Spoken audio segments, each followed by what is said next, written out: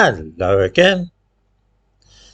Great efforts, one might almost say Herculean efforts, are now being made to imprison Tommy Robinson for a couple of years.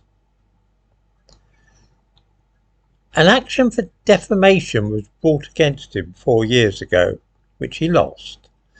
Part of the court ruling at that time was that he was not to repeat the allegations which led to the case.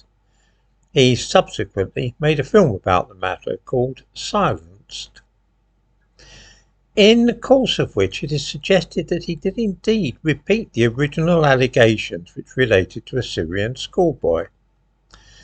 As a consequence, he was summoned to appear at the High Court so that it could be decided if he was in contempt of court for ignoring the ruling against him. The day before he was due to appear in court, he organised a rally in Trafalgar Square, where the film was shown. That day he left England on the Eurostar and was stopped at Dover and questioned under the Terrorism Act. The following day, July the 29th, he was due in court but did not appear. He was, by all accounts, in Cyprus.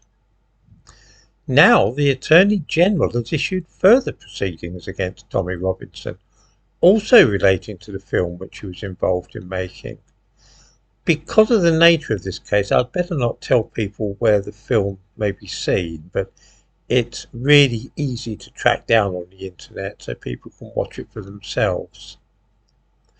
Both this new claim of contempt and the original one, which was supposed to be heard in July, will now be heard together in London on October the 28th. If he fails to attend, a warrant will be issued for his arrest. This is, to say the least of it, a tricky situation for Tommy Robinson. If he does turn up at the Courts of Justice in the Strand on October the 28th, then he will almost certainly end up in prison for 2 years, which is the maximum penalty for contempt of court. If, on the other hand, he does not show up, then a warrant will be issued for his arrest, and since the Attorney General is involved, this will probably lead to an international manhunt, which would mean very likely being arrested and then held in prison abroad before being extradited to Britain.